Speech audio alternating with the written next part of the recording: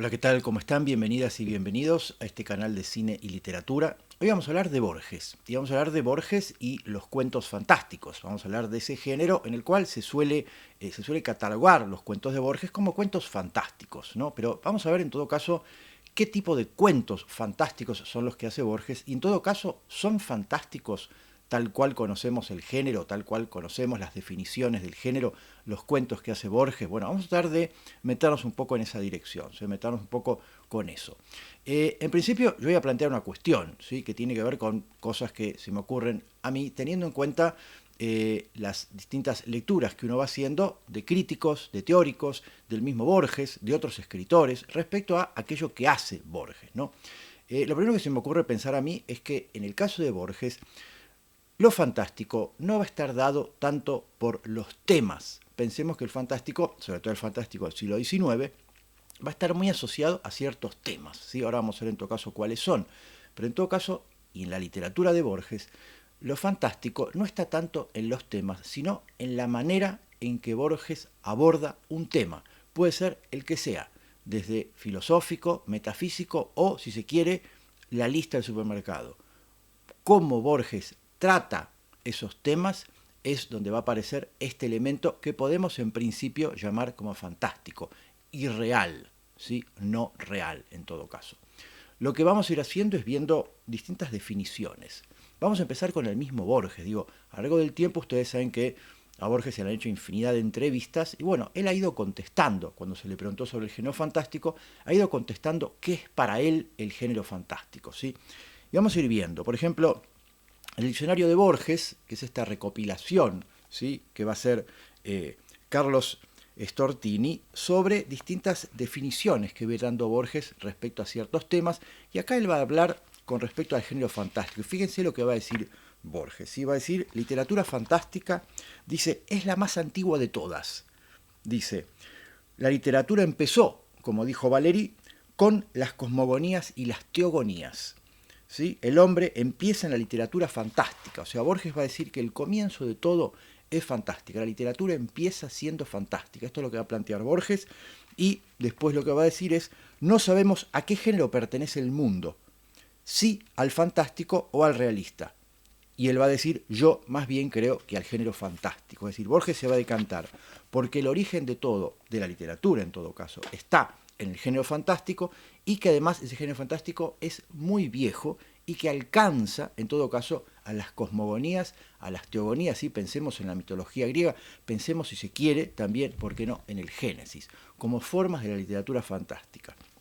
Si vamos al libro de diálogos, al de Ferrari, a la primera parte, hay varios con Ferrari, vamos al primero, fíjense que va a decir, Borges va a decir, yo creo que toda literatura esencialmente es fantástica, ¿sí? O sea, vuelve a repetir un poco el mismo concepto, y dice, la literatura realista es un género asaz reciente, y quizá desaparezca, dice, yo diría que la literatura fantástica es parte de la realidad, y que la realidad tiene que abarcar todo. Por lo tanto, si la realidad abarca todo, abarca también la literatura fantástica, ¿no? Es decir, vemos que Borges tiene una definición bastante amplia, lo que tiene que ver en principio con lo que es la literatura fantástica. Dice, bueno, las literaturas empiezan por lo fantástico, ¿sí? Abarcan lo religioso, lo sagrado y lo mágico, ¿sí? O sea, ahí es cuando digo, fíjense que Borges no se va a ceñir a las definiciones que van a ir dando después los teóricos y los críticos respecto al género, sino que va a decir, bueno, a ver, para mí la literatura empieza con el género fantástico y se remonta in illo tempore, o sea, el comienzo de los primeros escritos de los hombres ya son fantásticos. En este segundo volumen de entrevistas con Osvaldo Ferrari, Borges va a decir, por su lado, ¿sí?, que no sabemos si el universo pertenece al género realista o al género fantástico. La diferencia estaría en el lector, dice Borges. O sea, un factor muy importante dentro de lo que es la concepción de Borges de la literatura. La cosa no está solo en el escritor, sino también en el lector. Él pone una importancia muy grande a la figura, al papel, al rol del lector. Entonces va a decir, la diferencia estaría en el lector. Y ante todo, en la intención también del escritor, por supuesto, pero dice lo fantástico en principio, va a decir, empieza en Argentina por Lugones, por supuesto, después va a continuar, si quiere, con Horacio Quiroga, hay cosas de Holberg, pero desde ya que va a ser Borges quien va a darle un vuelto, un salto enorme a la literatura, no solamente fantástica argentina, sino fantástica mundial en el siglo XX. Pero en principio vamos a ver cómo él empieza a plantear esta idea en donde lo fantástico es viejo como el mundo y de alguna manera no podemos hacer esa categorización, esas divisiones que se fueron haciendo después con el tiempo a lo largo del siglo XX, no estarían dentro de lo que Borges entiende por género fantástico. Vamos a ver una última entrevista que está publicada en este compendio que es extraordinario, editorial Ciruel, en el cual hablan muchos teóricos sobre literatura fantástica, y hay una entrevista a Borges, y Borges va a decir aquí, de otras cosas, por ejemplo, que para dar ejemplos, nos dice, por ejemplo, que dice la primera parte del Quijote es deliberadamente realista. Sin embargo, la segunda parte del Quijote es deliberadamente fantástica, dice Borges. O sea, Borges entiende que hasta en el Quijote, que tenemos por un libro fantástica, en todo caso con algunos elementos maravillosos, qué sé yo, el descenso a la cueva de Montesinos, por ejemplo, para Borges la segunda parte del Quijote va a ser fantástica. ¿Y por qué va a ser fantástica? Porque en la segunda parte del Quijote los personajes leyeron la primera parte, son conscientes de que hay un autor que se llama Miguel de Cervantes Saavedra, es decir, hay algo que tiene que ver con que lo fantástico no está en los temas habituales del fantástico, sino en un procedimiento literario, un procedimiento metaliterario, en cuestiones que tienen que ver con la intertextualidad, es decir, con cuestiones propias de la literatura, es decir, la literatura se vuelve fantástica en tanto tema de la literatura. Entonces, cuando Borges trata en muchos de sus temas, de sus cuentos fantásticos, el tema de la literatura, lo lleva a un punto en el cual ese cuento se vuelve fantástico porque el tema de ese cuento es la literatura, es la autoconciencia de la literatura dentro de la literatura. Por eso digo que hay formas que tiene Borges de construir cuentos fantásticos a partir de temas que nunca habían sido tenidos en cuenta por la literatura fantástica, y por lo tanto Borges introduce un montón de temas y al tratarlos de determinada manera los vuelve fantásticos, ¿sí? Va a seguir diciendo, por ejemplo, con respecto a esto, ¿no? Va a hablar del género policial, por supuesto, pero fíjense que va a decir en un momento que, por ejemplo, la teología y la metafísica, dice, son el ápice de la literatura fantástica. El Dios de Spinoza, por ejemplo, supera a todo lo inventado por Kafka o Poe. O sea, fíjense esta concepción. O sea, lo fantástico también está en la filosofía, está en la metafísica, está en el Dios de Spinoza y en el, por ejemplo, que dice, supera a las invenciones de Kafka o Poe. O sea, algo que en principio nadie hasta ese momento había pensado que podía llegar a formar parte de la literatura, y menos fantástica, que es la concepción filosófica que tiene Spinoza de Dios. Borges la incluye dentro de una categoría de lo fantástico. O sea, Borges hace fantástico con esos temas. Es decir, la cosa está en la mirada del escritor sobre determinados temas y luego el procedimiento lo que vuelve fantástico un tema. No está en el tema en sí, sino en cómo otro escritor toma esos temas, se apropia de esos temas, los relabora y los convierte en fantásticos. Por eso digo que hay una mirada sumamente original, pionera, completamente vanguardista de cómo Borges lee la literatura. O sea, Borges lee la literatura sin ningún tipo de prejuicio, es decir, se saca de encima todas las catalogaciones, todos los cánones, todo lo que de alguna forma hasta ese momento se podría pensar como que había un orden. Bueno, Borges desarma eso y dice, bueno, yo voy a hacer un orden, yo voy a hacer una lectura de la literatura a mi gusto, y en función de ese gusto voy a establecer ciertas categorías, me voy a apropiar de ellas y voy a hacer un uso completamente fuera de lo común, fuera de lo habitual, para tratar esos temas. Entonces, en ese sentido, voy a construir literatura y literatura fantástica con los temas que yo quiera, filosofía, metafísica, teología, e incluso temas del fantástico, ¿no? O sea que ahí es cuando vemos un procedimiento, una operación, si se quiere, completamente original por parte de Borges. Va a seguir diciendo, por ejemplo, la literatura fantástica es la más antigua, empieza por la mitología, por la cosmogonía y se llega muy tardíamente a la novela. Se empieza, es decir, dice, se empieza por el mito, luego se llega al razonamiento y luego, muy tardíamente, a la literatura realista. La literatura, por lo tanto, es esencialmente fantástica. O sea, él vuelve a repetir con el paso del tiempo una y otra vez esta misma idea, ¿no? Es decir, la literatura fantástica está en el inicio, luego vendrá la literatura realista, que es algo muy posterior, y por supuesto en el inicio están estos textos que nadie hasta ese momento, hasta los años 40, digamos, años 50, hubiera considerado fantásticos, sino que eran parte de la religión, eran parte de la teología, eran parte de textos que pertenecían, digamos, a otro género, a otra categoría completamente distinta. Nadie hubiera pensado que esos podían ser los temas de la literatura, y menos la literatura fantástica, en todo caso la literatura de ficción. Borges los mete dentro del mismo espacio y empieza a jugar con ellos de una forma completamente deliberada, o sea, no le pide permiso a nadie, él se apropia de esos textos y hace lo que quiere, por supuesto, para escándalo, supongo, de muchos, pero eso a Borges le importa poco. Vamos a pasar a este, que es la antología, la gran antología de literatura fantástica de Borges, Silvino Campo y Bioy Casares, donde el prólogo, que de alguna forma está escrito de alguna forma, no está escrito por Bioy, fíjense que va a empezar diciendo: viejas como el miedo, las ficciones fantásticas son anteriores a las letras. Los aparecidos pueblan todas las literaturas. Están en el Sandavesta, en la Biblia, en Homero, en Las Mil y una Noches. Tal vez los primeros especialistas de los géneros fueron los chinos. El admirable sueño del aposento rojo y hasta novelas eróticas y realistas. Es decir, empieza a ser una genealogía, pero insiste con esta idea. Las ficciones fantásticas son anteriores a la letra, son viejas como el mío, es decir, están en el inicio de la especie humana. O sea, podríamos pensar que los hombres de las cavernas, que se juntaban a contarse historias a la noche alrededor del fuego, después de haberse comido un jabalí o un mamut, y se contaban historias fantásticas, o en todo caso historias que no eran necesariamente realistas y que involucraban elementos fantásticos y que en principio podríamos pensar que tenían alguna vinculación con la religión, es decir, con que se intentaban explicar aquello que no comprendían del mundo, es decir, por qué era de día, por qué era de noche, por qué había fuego, por qué había agua, por qué hacía frío, por qué hacía calor, por qué morían, por qué nacían. Cuando no había una explicación científica, enseguida aparecía una explicación que podía bordear lo fantástico o lo religioso. Entonces ahí podemos pensar que hay un nacimiento común entre ciertas ideas de la religión y ciertas ideas de la literatura fantástica, en tanto formas de explicarse el mundo que derivan en, si se quiere, argumentos que están más cerca de lo fantástico, de lo irreal. Entonces, en esta antología lo que vamos a ver es que hay una cantidad enorme de textos que compendian estos tres autores, en los cuales, por supuesto, entra de todo. Hay autores muy conocidos, hay autores completamente desconocidos, hay textos de ellos, y hay textos que podríamos decir incluso que pertenecen, por ejemplo, a la ciencia ficción, como textos de H.G. Wells, pero bueno, para ellos van a estar dentro del fantástico, o sea que, de alguna forma, el catálogo que hacen ellos es muy amplio, es muy abarcativo. Difícilmente los teóricos de la literatura, que escriben, por supuesto, bastante después, van a incluir textos de ciencia ficción dentro de lo fantástico. Estaría en otra categoría, pero bueno, ellos los van a incluir y van a decir, bueno, esto forma parte del fantástico. Un texto de ciencia ficción, o de lo que entendemos por ciencia ficción, de H.G. Wells, entraría dentro de lo fantástico. El fantástico es muy abarcativo, ¿sí? Esta es una de las ideas que me parece que más van a acompañar a Borges. Lo fantástico puede incluir la metafísica, la religión, la teología y la ciencia ficción. O sea, todo eso que no es realista es fantástico. Por lo tanto, para Borges hay dos categorías, fantástico y realista.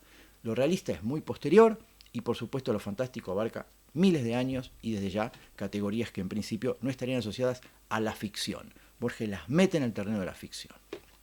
Quiero que vayamos a algunas definiciones, en este caso, de lo fantástico, o sea, estamos hablando de teóricos y críticos, y qué fueron diciendo los teóricos y los críticos respecto, por ejemplo, a lo que es la literatura fantástica. Yo he hablado de los temas, ¿no?, del fantástico, o sea, cuáles son los temas. Y vamos a ver que, de alguna forma, a lo largo del tiempo, han ido empezando a encontrarse, digamos, distintas maneras de catalogar estos temas. O sea, como si dijéramos, bueno, ¿cuáles son los temas habituales del género fantástico tal cual lo conocemos, ¿no?, que es un género que ya podríamos pensar que surge en el siglo XIX. Entonces, de alguna forma, habría un fantástico moderno que empezaría a aparecer con la literatura gótica a fines del siglo XVIII, 1760, con la aparición del Castillo de Otranto, de Horace Walpole. Ahí comienza la literatura gótica, El monje de Matthew Lewis, los textos de Anne Radcliffe, el manuscrito en Zaragoza de Jan Potocki. Ahí empezaría un fantástico moderno, de a poquito, hasta que en el romanticismo alemán, por supuesto, aparecería, si se quiere, el cuento fantástico moderno,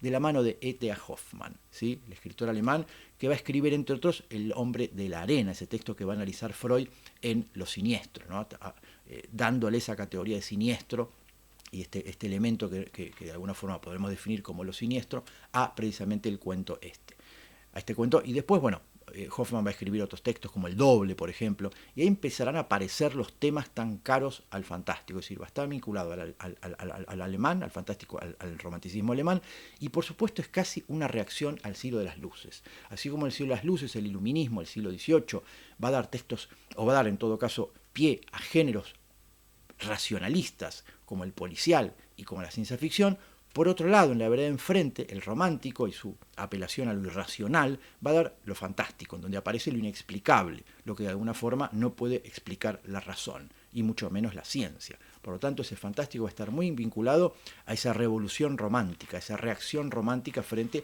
a ese orden que pretendió establecer o instaurar el siglo de las luces, el siglo de la Ilustración. Entonces, ¿cuáles son, va a decir Roger Caillois en su libro sobre lo fantástico, cuáles son los temas? Y por supuesto esto va a saltar a América de la mano de Edgar Allan Poe, que va a ser un autor fundamental en ese sentido, lo va a llevar a Estados Unidos y después por supuesto vamos a ver cómo va a llevar a Argentina la herencia Poe de la mano de Horacio Quiroga o de Leopoldo Lugones. Pero en Alemania, cuando empiezan a aparecer estos autores, fíjense cuáles son los temas. Dice, los motivos relacionados con el diablo y la brujería, ¿sí? Tema del fantástico. La muerte, los fantasmas, los dobles y los vampiros, gran tema del fantástico. La mujer y el amor, asociados a menudo con los motivos precedentes, ¿sí? La mujer que vuelve de la muerte, la mujer vampiro, el amor más allá de la muerte, ¿sí? Todos estos temas son propios del fantástico del siglo XIX. El monstruo, que comprende como casos particulares lo animado y lo inanimado, ¿sí? Motivo del golem, por ejemplo, o la cosa indefinible, Frankenstein, sin ir más lejos, ¿sí? El mundo del sueño y sus relaciones con el mundo real, ¿sí? Esta idea de lo soñado, lo real, la vigilia, el sueño, va a estar muy vinculado a lo fantástico. Las modificaciones del espacio y del tiempo. Aparece algo que después va a retomar mucho la ciencia ficción, que es jugar con lo que tiene que ver con las coordenadas espaciotemporales, alterarlas, y esto va a producir también un efecto fantástico. Esos son los temas que vemos en el fantástico del siglo XIX, ¿sí? Hay un crítico norteamericano, Leslie Fiedler, esto lo va a citar Ricardo Piller numerosas veces. Fiedler en un libro va a decir que el fantástico es ese género que nace con la crisis de la religión a fines del siglo XVIII, principios del siglo XIX, y termina con la invención del psicoanálisis, o sea, principios del siglo XX con Freud. Es decir, es siglo, poco más de un siglo en el cual se estaría desarrollando este género fantástico tal cual lo conocemos, el fantástico clásico, el fantástico de Hoffman, de Poe, de Chesterton, de autores que van a trabajar estos temas, y de alguna forma vamos a ver que está en estos temas lo fantástico. O sea, estos son los temas que una vez que se abordan, entraríamos en el género fantástico. Lo que va a hacer Borges es decir, bueno, estos no son los únicos temas. Todos los temas pueden ser tratados por lo fantástico. Todos los temas se pueden convertir en fantástico. Todos los temas son pasibles de ser convertidos en fantástico. Esta es la gran operación que va a hacer Borges. Este libro de Elvio Gandolfo, que es el libro de los géneros recargado, va a dar también va a recoger varias definiciones de lo fantástico. Una de las que va a dar, por ejemplo, que dice lo fantástico estaría definido por un equilibrio y una vacilación nunca resuelta del todo entre lo conocido y lo desconocido, entre la verosimilitud y lo increíble, entre la imaginación y realidad. Es decir, lo fantástico de alguna forma está, en primer lugar, en una vacilación.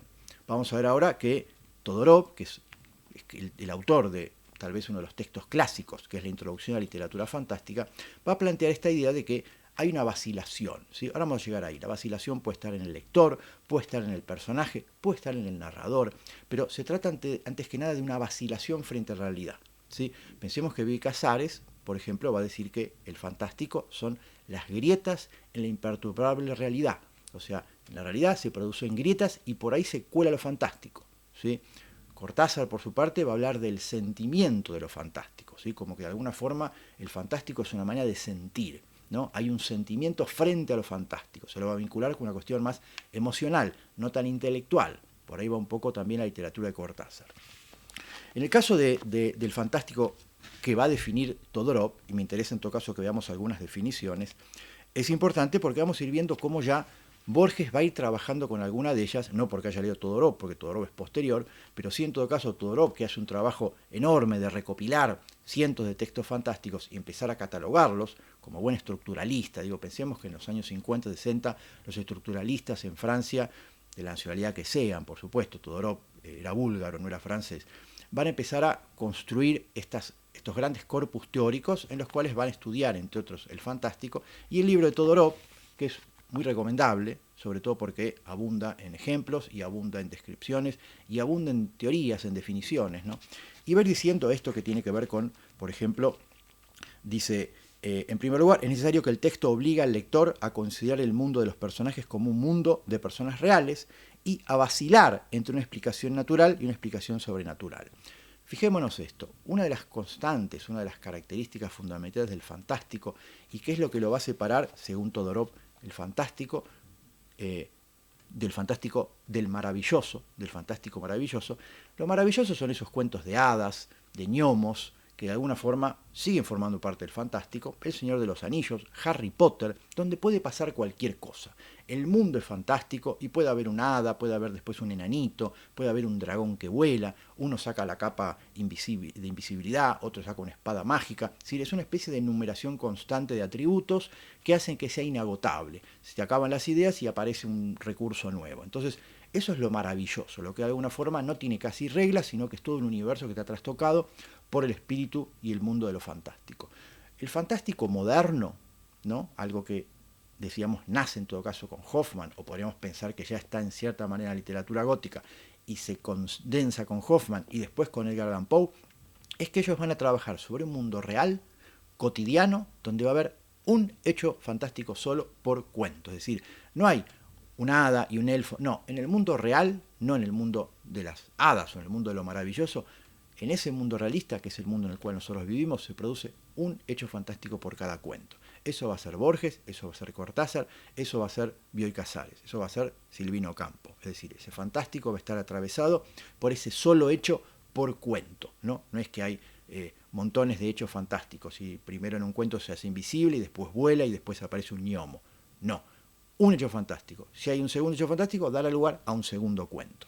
Entonces, Todorov va a ir definiendo, ¿no? Y esta primera idea que va a dar es la de la vacilación, ¿sí? Entonces ahí es cuando ya pensamos en que esa vacilación, va a decir Todorov, va a estar en el personaje que duda de que si lo que está viendo es real o no, en el lector que tal vez va a dudar de si lo que le está diciendo el personaje puede ser real o no, y en el narrador, en el caso de, por ejemplo, de un texto en tercera persona, o en primera persona, en la cual se deslinda la figura del narrador de la figura del personaje, también puede ser el narrador quien dude entre si aquello es real o es irreal. Es decir, va a haber una vacilación, una duda que va a estar puesta en uno de estos personajes, o en los tres, digo, dependerá de los textos. Digo, Henry James, en Otra vuelta de tuerca, plantea una serie de dudas y vacilaciones muy grandes respecto a si estos niños de la novela ven o no ven fantasmas, o el Instituto Isla, que en realidad construye toda la historia. Es decir, hay una continua duda respecto a ese motivo. Y esto es muy borgiano. El narrador en Borges no es fiable. El narrador en Borges duda, sospecha,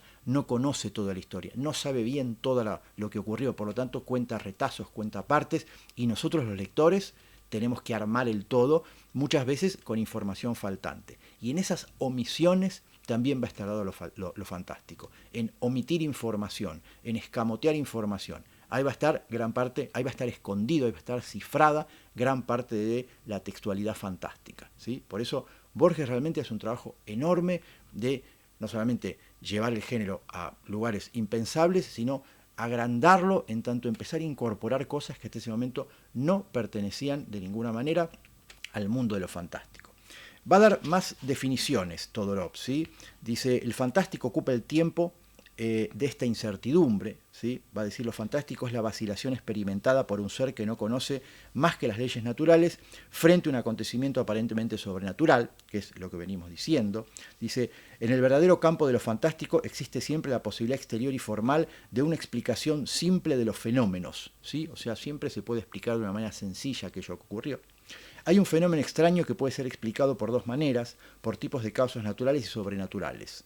La posibilidad de vacilar entre ambas que el efecto fantástico, ¿sí? Siempre va a haber formas a veces de explicar mediante un postulado fantástico de lo, digamos, natural y de lo sobrenatural. La invención de Morel. En ningún momento deja de ser imposible ese invento del científico Morel, pero también hay un elemento, si se quiere, sobrenatural, que va a estar bordeando, en todo caso, en el caso de Bioy, la ciencia ficción, pero siempre va a estar la duda entre si eso es posible explicarlo mediante causas naturales o sobrenaturales. Va a decir, el héroe siente en forma continua y perceptible la contradicción entre los dos mundos, entre el real y el fantástico, y él mismo se asombra ante las cosas extraordinarias que lo rodean, ¿sí? Típico cuento de Cortázar, hay dos mundos, ¿sí? Buenos Aires y París, si quiere, el mundo de la contemporaneidad y el mundo de los motecas, ¿no? La América precolombina. Cortázar va a plantear esto y estos famosos pasajes entre un mundo y otro. Borges también va a trabajar esto, que tiene que ver con los dos espacios, porque el fantástico va a apelar siempre a un otro mundo. Siempre en el fantástico vamos a tener esa posibilidad de ese otro mundo, ese otro espacio que convive con este. Y la forma en que estén imbricados, la forma en que se comuniquen, va a fundar en todo caso una de las quizás esencias del fantástico moderno, esa conexión entre un mundo y otro. No en vano el fantástico nace en el mundo protestante, es decir, no en el mundo católico. En la Europa protestante, Alemania, nace esto, es decir, los protestantes de alguna forma se sacaron de encima toda esa construcción, digamos, fantástica del mundo real que tienen los católicos, y ahí es cuando decimos, por eso podríamos pensar que en todo caso piensan lo fantástico, porque hubiera sido impensable ese fantástico dentro del mundo católico. Va a seguir diciendo Todorov, ¿sí? Lo fantástico se caracteriza por una intrusión brutal del misterio en el marco de la vida real. Otra definición, ¿sí? Hombres como nosotros habitan el mundo real, pero que de pronto se encuentran ante lo inexplicable. ¿Sí? Está citando otras definiciones. Todo lo fantástico es una ruptura del orden conocido, una irrupción de lo inadmisible en el seno de la inalterable realidad cotidiana. Esto es lo que decíamos antes, ¿no? Cómo de alguna forma siempre va a estar presente esta idea de la realidad y de la irrealidad, de cómo se puede romper, quebrar la realidad tal cual la conocemos, que es frágil, y al romperse se produce una grieta donde va a entrar lo fantástico. Y eso tiene mucho que ver con la razón y la sinrazón, o sea, cómo en la razón, que de alguna forma ordenaría la realidad, puede en cualquier momento entrar la sinrazón, la pone en jaque, la quiebra, y ahí entra la irracionalidad, lo inexplicable, lo sobrenatural, lo fantástico. Y esto va a estar mucho en Borges, ¿no? Piensen que todas estas definiciones que estamos viendo podríamos aplicarlas al Aleph, al Cuento del Sur, a Tom Barbis Tertius, a Funes el Memorioso, a El Zahir, a el Jardines de los que se bifurcan, es decir, muchos cuentos de Borges podríamos empezar a pensarlos a partir de aquí, ¿no? La intrusión brutal del misterio en el marco de la vida real, el Aleph. Es decir, hay elementos que pertenecen a lo sobrenatural, a lo fantástico, que irrumpen en esa realidad, y por supuesto vemos que, como decía antes, muchos cuentos de Borges podíamos definirlos a partir de estas caracterizaciones. Quería que viéramos cuáles son algunas de las definiciones que van a ir dando críticos que trataron sobre Borges. Tengo aquí un par de libros más, algunos clásicos, algunos muy, canónicos sobre la obra de Borges, en donde van a ir tratando de pensar cómo catalogar eso que hace Borges, esos cuentos de Borges, sobre todo los cuentos de ficciones, los cuentos del Aleph, años 40, y después, por ejemplo, del Libro de Arena, ya años 70. Entonces, esos cuentos que hoy ya decidimos fantásticos, que tienen muchas categorías, ahora vamos a ver un poquito eso, pero vamos a ver cómo muchos críticos, algunos muy conocidos, intentaron ordenar un poco ese universo borgiano. Uno de los primeros textos, y tal vez uno de los, tal vez de referencia, es el libro de Ana María Barrenechea, que ya fíjense el título, la expresión de la irrealidad en la obra de Borges. Es decir, ella va a hablar de la irrealidad, no va a hablar de lo fantástico, va a hablar de la irrealidad que hay en la obra de Borges y por supuesto de la expresión, es decir, cómo está expresada esa irrealidad en la obra de Borges. Es decir, no habla de género fantástico, habla de lo irreal. Como Borges expresa lo irreal en un mundo real, Borges lo puebla de hechos, elementos irreales. Y para ello va a hacer un análisis de los temas, digamos, que va a tratar Borges, ¿no? Por supuesto, el libro es largo. Vamos a citar cuáles son los temas. Fíjense que Borges va a hablar del infinito, o sea, Borges va a traer al mundo de lo fantástico, a ese mundo del siglo XIX que mencionamos antes, Borges va a incorporar ciertos temas. Por ejemplo, el infinito. O sea, va a traer el concepto infinito, que es un concepto que viene de la filosofía, si quiere, lo va a traer al mundo de la literatura fantástica. El infinito. El caos y el cosmos. Otro concepto del cual vemos que en el siglo XIX jamás se habló de estos temas como temas fantásticos. Borges los trae al mundo de la literatura de ficción fantástica. El caos y el cosmos. Los símbolos del caos y el cosmos, por supuesto. Los laberintos. O sea, Borges trae esto que tiene que ver con lo fantástico del laberinto, casi como obsesión, porque el laberinto va a estar en un montón de sus cuentos, lo trae al mundo de lo fantástico. El panteísmo y la personalidad, o sea, cuestiones que vienen, panteísmo, recordemos la concepción de Spinoza, es decir, de alguna manera la filosofía vuelve a aparecer en el mundo de lo fantástico. Después, el tiempo y la eternidad, temas tan caros a Borges, los trae al terreno de lo fantástico, la desintegración del tiempo, o sea, cómo vemos en esos textos de él la nueva refutación del tiempo, la historia de la eternidad, cómo él va a tratar estos temas y siempre van a tener una pátina de fantástico, en la manera que él va a tener de tratarlos. Por eso insisto con esta idea. En Borges lo fantástico no son tanto los temas, sino la manera de tratar los temas.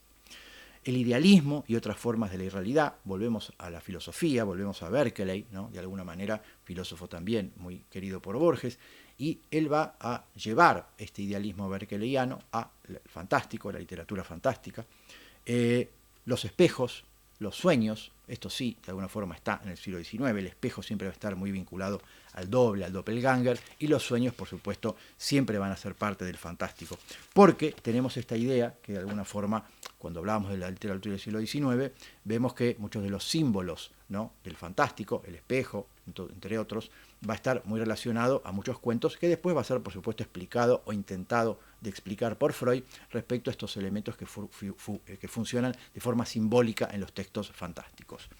Vamos a otro de los libros, en este caso el de la compilación que hace Jaime Alarraqui, Jorge Luis Borges, que tiene muy buenos textos. Uno de ellos, por ejemplo, de Bioy Casares, el que, vamos a ver la primera frase, Bioy Casares va a decir: Borges, como los filósofos de Tlön, ha descubierto las posibilidades literarias de la metafísica, ¿sí? Es decir, seguimos trabajando con esta misma idea. Borges encuentra en otras disciplinas temas que él convierte en fantásticos. Veamos, por ejemplo, qué va a decir el mismo Alarraqui, ¿sí?, que va a decir en un momento, dice, por ejemplo, en el contexto del fantástico, dice: ¿por qué no Parménides, Platón, Juan Escoto Erígena, Alberto Magno, Spinoza, Leibniz, Kant, Francis Bradley son los mayores maestros del género fantástico para Borges, ¿no? Es decir, esto me parece sumamente original e innovador. ¿Por qué? Porque no solamente Borges hace esto y construye sus cuentos a partir de llevar al terreno fantástico a cualquier autor y a cualquier tema, sino porque nos permite a nosotros, si queremos escribir una novela, un cuento, un guión, una película, una serie, pensar en que el fantástico puede abarcarlo todo. O sea, nosotros podemos tomar lo que queremos y construirlo o llevarlo al terreno de lo fantástico. O sea, no hay una pared divisoria entre un tema y otro, o un tema que sea de un género y otro tema que sea de otro género. Todo puede ser tomado, agarrado, utilizado, apropiado por el género fantástico. Y esto me parece una idea sumamente renovadora, original, vanguardista en cierta manera, que va a estar ya en los textos de Borges de los años 30, 40, digamos, ¿no? O sea que ahí me parece algo fundamental, ¿no? Y va a decir Alarraqui: Borges ha descubierto las posibilidades y los alcances metafísicos de la ficción fantástica, ¿sí? Y ahí es cuando tenemos, evidentemente, esto que funda de alguna forma el corpus de la literatura borgiana. El hecho de que encuentra estas posibilidades en otras disciplinas para llevarlas a la ficción y apropiarse de ellas. Vamos a ver qué dice Sarlo, ¿sí?, que nos va a llevar en otra dirección, en Borges, un escritor de las orillas, texto clásico. Fíjense que ella va a hacer lo siguiente, y va a decir en el capítulo, fíjense cómo se llama el capítulo, que va a ser Tramas de la razón, o sea, tramas de la razón, ya estamos vinculándolo a esto que tiene que ver con esta idea de lo racional, lo hiperracional que hay en los cuentos de Borges, lo cerebral, y va a decir que de alguna forma la literatura borgiana racionalista fantástica, dice Sarlo, es una respuesta frente a lo que en los años 30 se consideraba el desvío irracionalista de Occidente, el fascismo, las formas reales del comunismo, el desorden de la democracia de masas, cuyo aspecto plebeyo disgustaba a Borges, tanto como el autoritarismo antiliberal. La literatura fantástica es posible ver en ella una respuesta figurada al irracionalismo, ¿sí?, como si quisiéramos decir que hay un elemento político en los cuentos fantásticos de Borges, que al ver el caos del mundo, piensa en el siglo XX, años 20-30, el fascismo, el comunismo, el nazismo, en el año 40, por supuesto, el peronismo en Argentina, Borges los va a vincular a lo irracional, al desorden del mundo. El cuento fantástico me aparece como un refugio de ordenar ese caos. Y eso, que tiene evidentemente un componente político, tiene que ver con esa necesidad de Borges de utilizar la literatura para ordenar. El mundo es un caos, yo con la literatura la ordeno. ¿Y qué la literatura ordena? La literatura policial, la literatura de fantástica, la literatura de ciencia ficción, pueden ordenar ese caos a través de cierta manera de tratarlos. Y en ese sentido es cuando aparecen esos cuentos, digamos, de trama perfecta de Borges, donde lo que nos encontramos es que efectivamente esa perfección casi matemática, por la cual va a ser acusado muchas veces Borges de frío, de distante, de calculador, de hacer una literatura casi científica, que de alguna forma no tiene nada de humano, Sábato incluso va a hablar mucho de eso. Bueno, eso sería una respuesta frente a ese caos del mundo, ¿no? Esa intención de ordenar mediante la razón el caos del mundo. Y vamos a un ejemplo más, en este caso el de Gamerro en Ficciones Barrocas, otro libro muy recomendable, en el cual él va a atribuir el fantástico de Borges, de Bioy Casares, de Silvino Campo y de Cortázar a lo barroco, ¿sí? Pero lo barroco entendido como lo que va a llamar él ciertos los pliegues de lo barroco, es decir, lo barroco no va a estar en el lenguaje como en Quevedo, por ejemplo, sino que va a estar en ciertos elementos que va a utilizar el barroco español, sobre todo, siglo XVI, XVII, para tratar ciertos temas que van a estar, por ejemplo, en el teatro del siglo de oro español, van a estar en el Quijote, y que después de ella vamos a ir que se van a ir repitiendo en otros textos a lo largo del tiempo, porque van a ser figuras muy fuertes. ¿Y cuáles van a ser esas figuras que dice Gamerro están en el barroco y que después va a tomar Borges? Por ejemplo, dice, la afición del barroco a intercambiar, plegar o mezclar, dice, los distintos planos con que está compuesta la realidad. Y esto es muy propio de Borges. Ficción y verdad, como opone ficción a verdad en muchos de sus cuentos. Cuadro modelo, ¿sí? El cuadro al modelo del cuadro. Copia original, reflejo y objeto. Imaginación, percepción. Imaginación, recuerdo. Sueño, vigilia. Locura, cordura. Teatro, mundo. Obra, autor. Arte, vida. Signo, referente. Es decir, todas estas oposiciones van a estar presentes en el Quijote, en muchísimos otros textos del barroco, van a ser atribuidas a muchos elementos del barroco.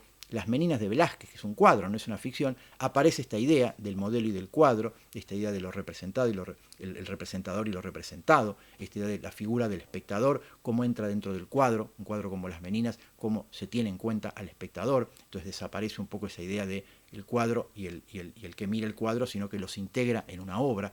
Entonces, estos temas después van a seguir siendo tomados por otros autores a lo largo del tiempo, y desde ya, va a decir Gamerro, por Borges, Bioy, Silvino Campo y Cortázar.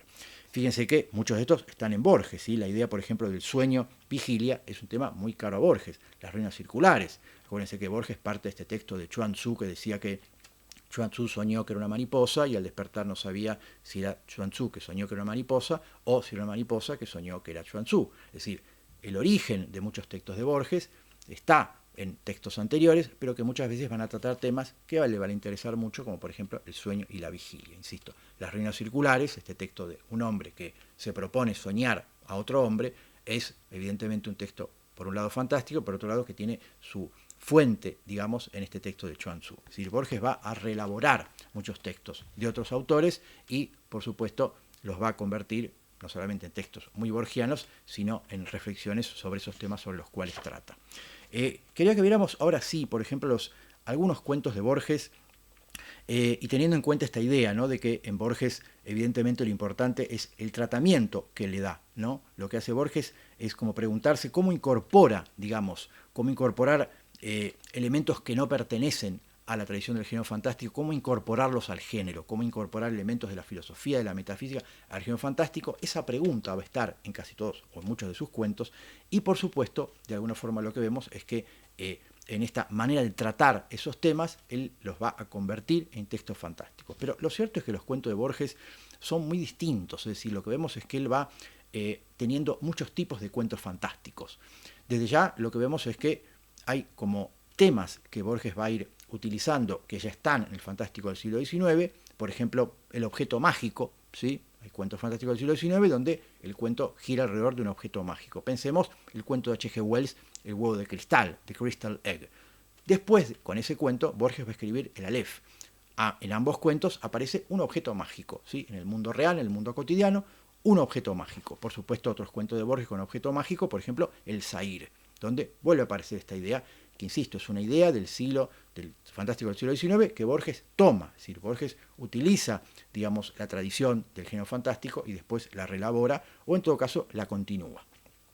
Fijémonos, por ejemplo, en este otro tema que me parece que va a ser también muy caro a Borges, que es la inmortalidad. La inmortalidad viene siendo tratada desde el poema de Gilgamesh, hace 5.000 años, ¿no? El texto acadio sumerio que Borges retoma en su cuento El Inmortal, el tema de la inmortalidad, o sea, un tema también ya tradicional. O sea que vemos que esto de alguna forma Borges lo que hace es continuar, ¿no? Insisto, con el sueño, por supuesto, ¿no?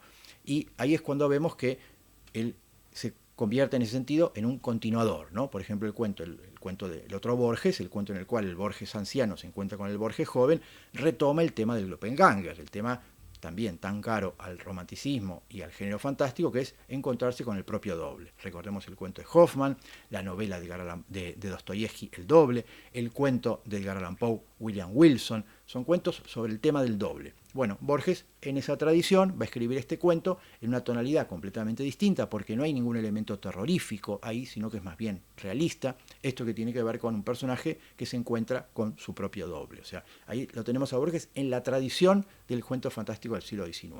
O sea, Borges ahí estaría trabajando con los elementos ya conocidos.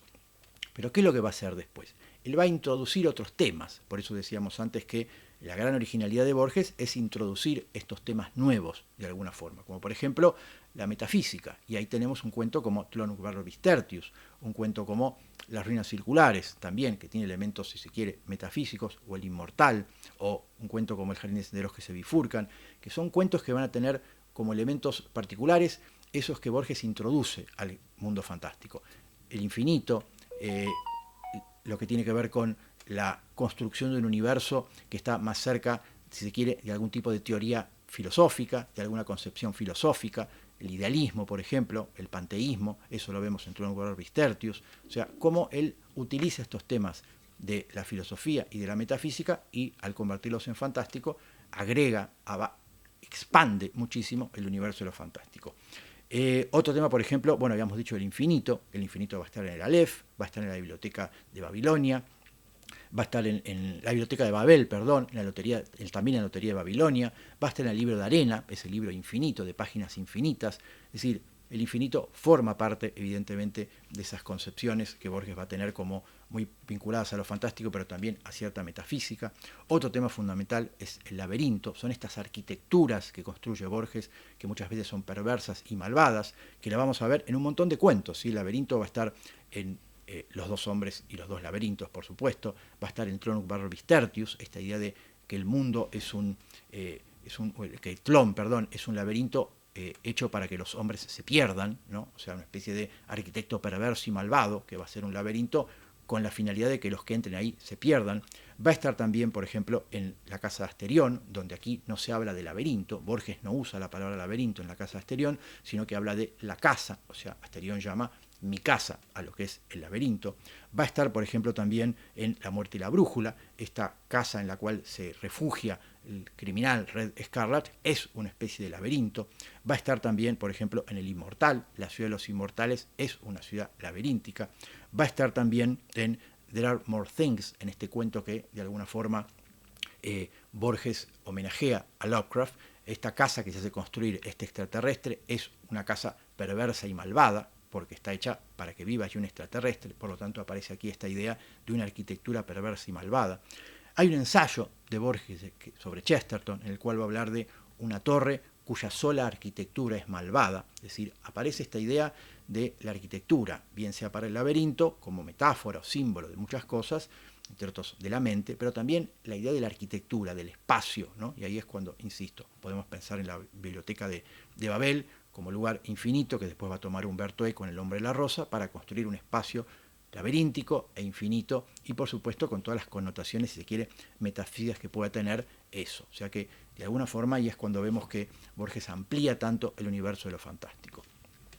Hay otra cuestión que me parece que es interesante, que es ver cómo algunos cuentos de Borges en principio parecerían no ser fantásticos, ¿sí? Por ejemplo, un cuento como El muerto o un cuento como La espera son cuentos donde lo fantástico va a estar dado por el final, como si dijéramos que esa frase final que Borges utiliza hace que el cuento dé una vuelta y un tema aparentemente realista pase a convertirse en medio fantástico. Voy a dar estos dos ejemplos, ¿sí? Que es, por ejemplo, el cuento como decía, el muerto, ¿sí? Que está en el libro el Aleph. Vamos a ver si recuerdan el cuento. Es la historia de un muchacho que empieza a ascender en el Brasil con un grupo de contrabandistas, en este grupo de delincuentes, empieza a ascender, a ir cada vez más arriba, y finalmente, voy a spoilear, pero bueno, supongo que lo han leído, porque bueno, la idea es que tengan leído los cuentos de Borges, y no es difícil incluso que les interese este video. Lo que va a decir en este caso es que este muchacho empieza a acercarse cada vez más al jefe, a Otálora. Otálora es el personaje principal, al jefe del grupo de contrabandistas, y entonces, al final, cuando después de un relato hemos asistido a una serie de peripecias delictivas, el personaje dice que lo toma uno de los hombres del jefe y lo agarra, lo separa del grupo y lo amenaza, digamos, con un arma, como que lo ha descubierto, y le dice que, antes de matarlo, le dice que le han permitido el amor, el mando y el triunfo, porque ya lo daban por muerto, porque para Bandeira ya estaba muerto. Acevedo Bandeira es el jefe del grupo de contrabandistas. Es decir, hay una vuelta final que tiene que ver con, que nos lleva a revisar de nuevo el cuento, que lo pone en el terreno de lo fantástico. Es decir, toda la historia que vimos, que era de corte 100% realista, de pronto al final pega un vuelco que nos dice, epa, ¿cómo es esto? ¿Estaba todo desde el principio planeado? ¿Estaba todo desde el principio ya prefigurado? ¿Había un destino en este personaje? Por lo tanto, aparece este elemento medio metafísico que nos lleva a pensar, desde un principio, todo esto que leímos estaba craneado por estos personajes. Por lo tanto, un cuento realista con una vuelta de tuerca final hace no solamente que tengamos que repensar y releer el cuento, sino que lo pone en el terreno, si se quiere, de lo que es medio fantástico, ¿sí? Teniendo en cuenta eso de que es una simple frase del lenguaje. Es decir, como decíamos antes, lo fantástico no está dado por el tema, por la historia, por la trama, por los personajes, por el argumento, sino por la manera de tratar esos temas, ¿no? En este caso, una simple frase final hace que todo empiece a girar como un trompo y nos lleve a la necesidad de releer el cuento o al menos de repensarlo. Vamos al otro cuento en estas características, que es La espera, ¿sí? Ese cuento de este personaje que escapa, un personaje que escapa en la ciudad de Buenos Aires porque supuestamente lo vienen persiguiendo, ¿sí? Y entonces escapa y se refugia en una pensión, pasa varios días encerrados, pero en algún momento se le ocurre ir al cine, se cruza con un par de personas, está un poco paranoico, ¿no? De alguna forma, de que lo puedan venir a buscar estos jefes, estos personajes mafiosos a los cuales traicionó, un poco como en el caso del muerto, ¿no? Es el personaje principal enfrentado a esa banda a la cual pertenecía y que por alguna razón puede haber llegado a traicionar y que se la tienen jurada. Entonces acá volvería a pasar lo mismo, él se encierra en la pensión y un día lo encuentran. Entonces, fíjense cómo va a terminar. El cuento es perfectamente realista, pero ¿qué pasa? Dice, cuando Alejandro Villari, o sea, el jefe, digamos, de la banda, lo encuentra, va a la habitación y dice, el personaje protagonista, dice, se dio vuelta contra la pared como si retomara el sueño. ¿Sí? Estaba acostado en la cama, cuando lo sorprenden, se da vuelta como si retomara el sueño y dice, ¿lo hizo para despertar la misericordia de quienes lo mataron? ¿O porque es menos duro sobrellevar un acontecimiento espantoso que imaginario y aguardarlo sin fin? ¿O, y esto es quizá lo más verosímil, para que los asesinos fueran un sueño, como ya lo habían sido tantas veces, en el mismo lugar y a la misma hora? Es decir, en la hora de su muerte, una persona elige refugiarse en el sueño para que esa muerte pueda ser confundida por un sueño o pueda entrar en el terreno del sueño.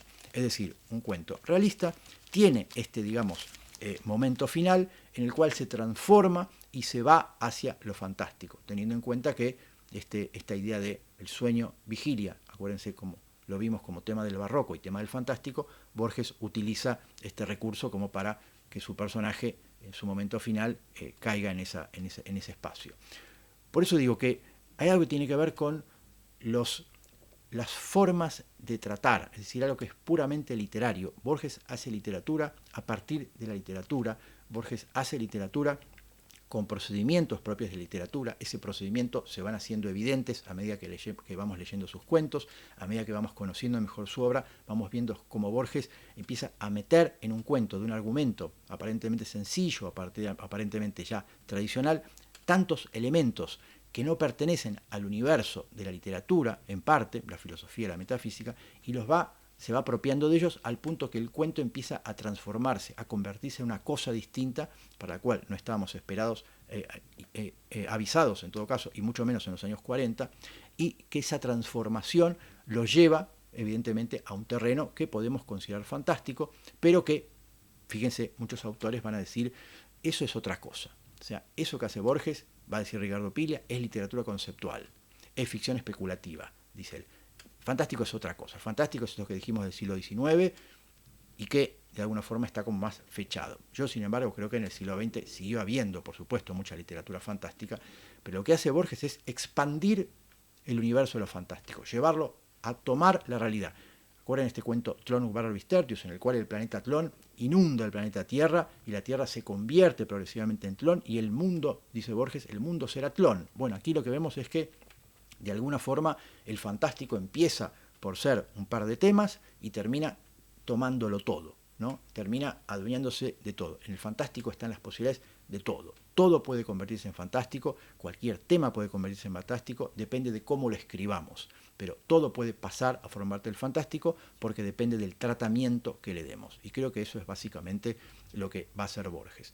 Tratar los temas de una forma irreverente, personal, original, apropiarse de ellos y llevarlos al terreno fantástico, en tanto nunca esa operación había sido hecha, que por supuesto es lo que nos sorprende, nos produce el efecto sorpresa final, pero que desde ya es una operación sumamente única, insisto, vanguardista en su momento, muy revolucionaria de entender la literatura.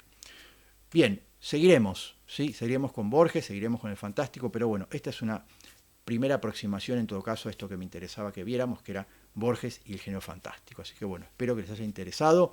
Desde ya denle me gusta, suscríbanse al canal, pero en otros videos continuaremos con más reflexiones, comentarios sobre la obra de Borges. Nos vemos la próxima. Gracias por estar ahí. Chao.